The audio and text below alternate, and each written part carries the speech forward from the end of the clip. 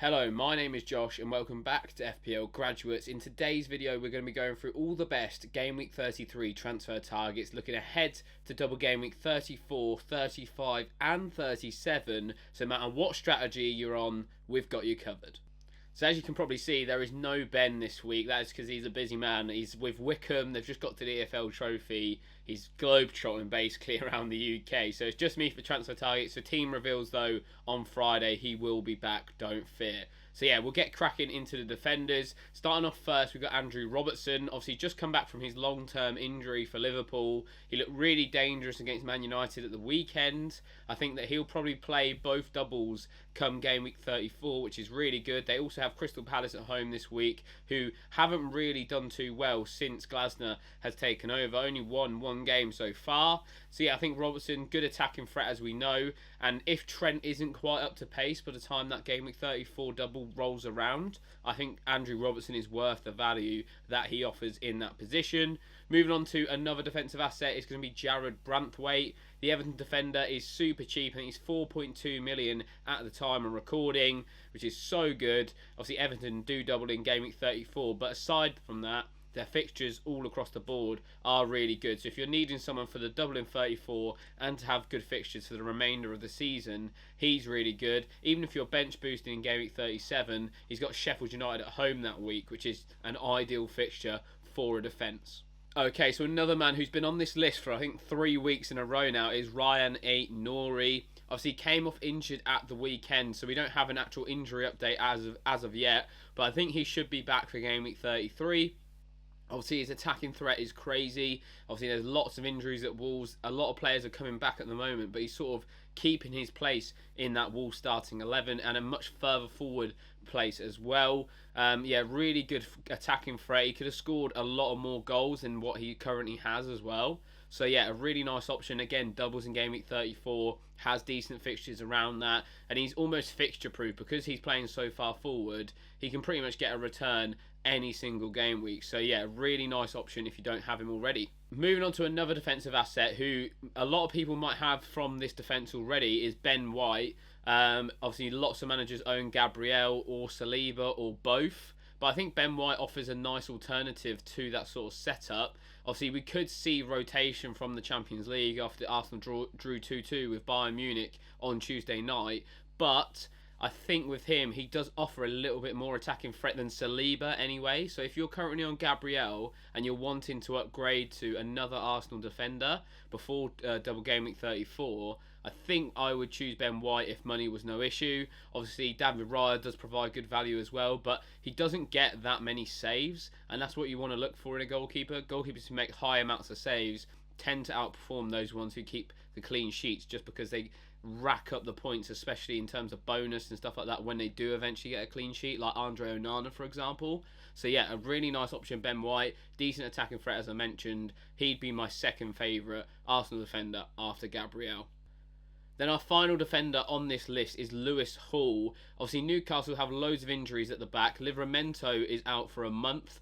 Trippier is sort of getting assessed week by week, but it's not looking too great. At the moment, against Fulham at the weekend, Newcastle played a back four of Emil Krafth, Fabian Schär, Dan Burn and Lewis Hall. So not an ideal back line. They did keep a clean sheet in that game though, however. And if Trippier and when Trippier does come back, you'd imagine he'd just replace Krafth at right back. So yeah, I think Lewis Hall at the moment, if he's fit and if he can stay fit, is the main thing with him at the moment. He's a fantastic option. He's super cheap.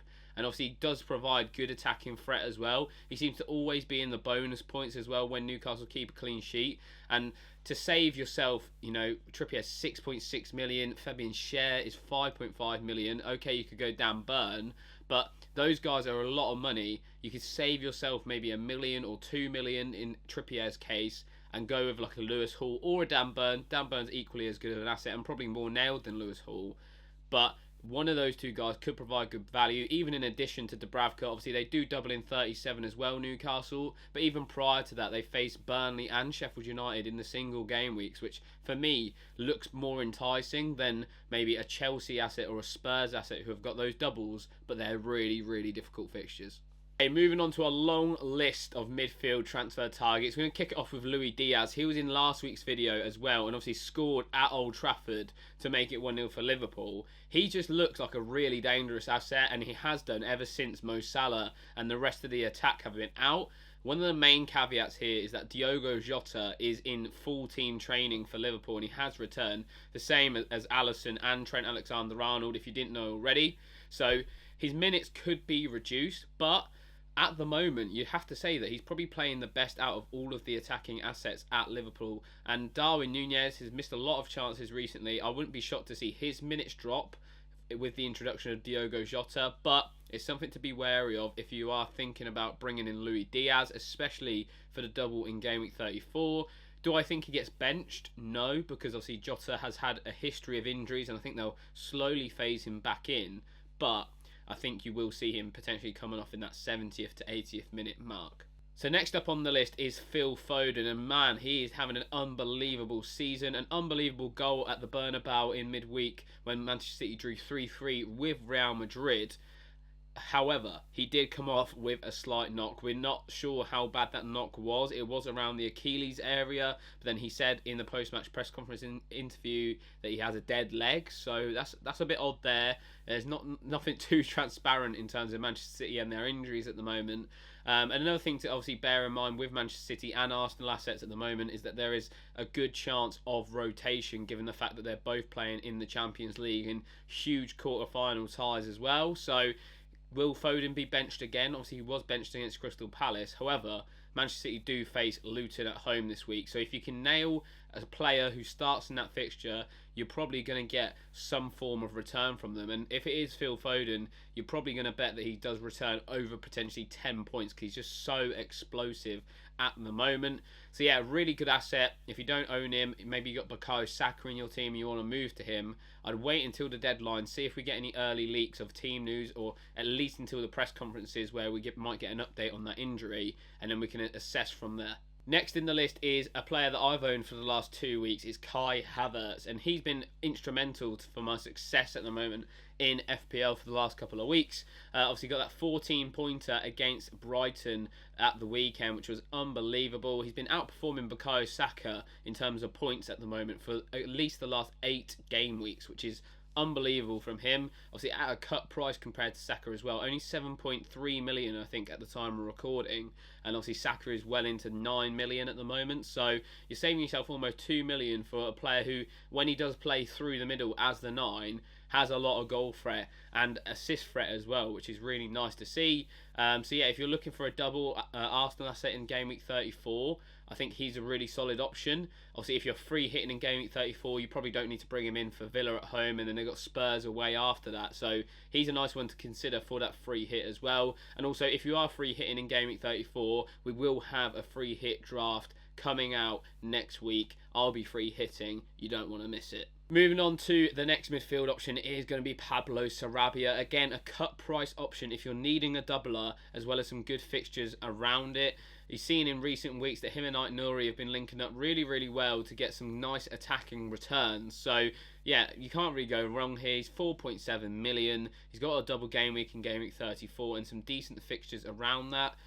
For me, I probably won't go near him because I'm obviously free hitting in Game Week 34, but he is like a fantastic asset if you just need a cheap midfielder, sort of if you're going up to the likes of Salah and Haaland and you need to spread the budget, he would be probably one of my go-to picks.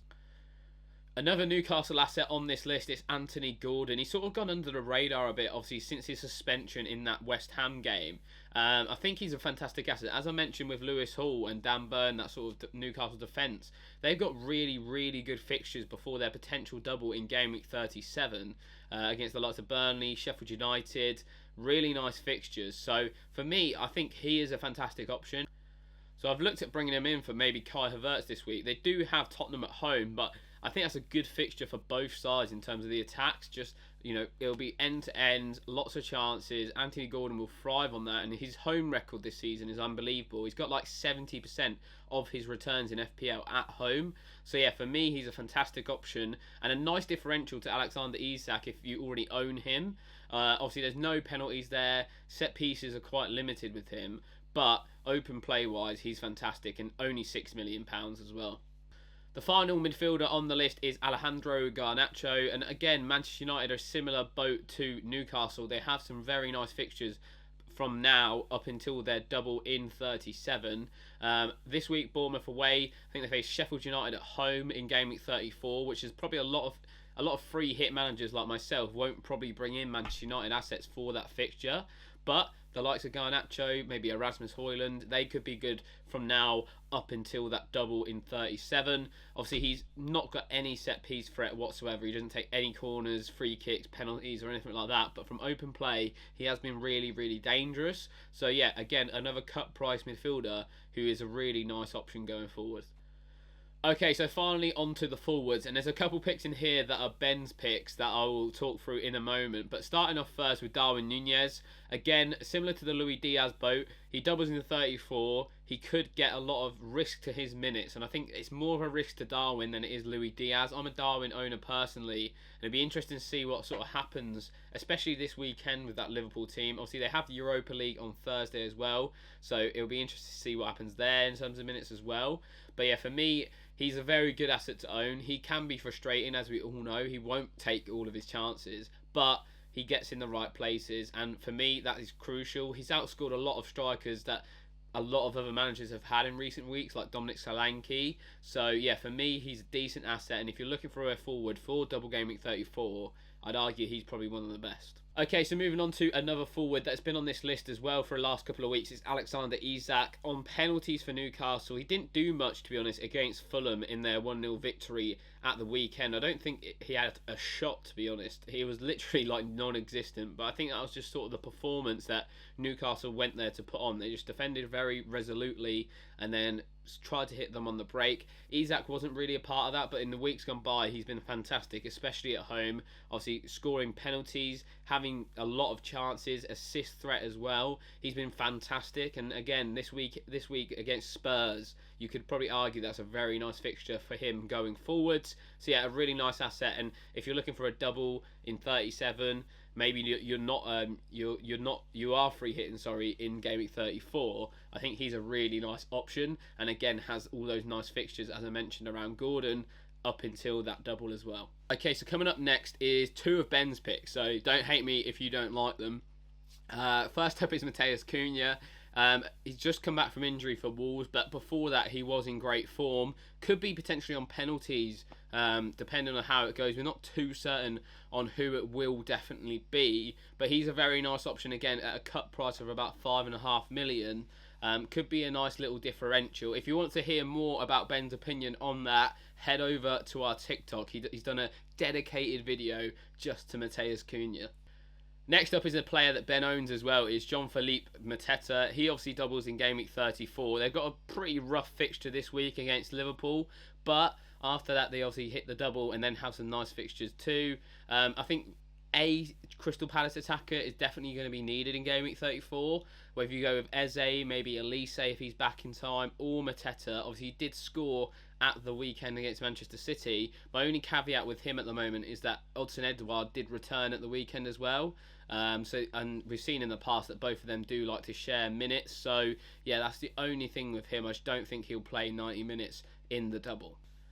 And then the final forward on our transfer targets for game week 33, and this one's going to be sort of more aimed at after game week 34-ish. It's going to be João Pedro. Obviously, he's just returned from injury from Brighton, and Brighton have sort of struggled offensively, especially without Evan Ferguson, João Pedro, the likes of him.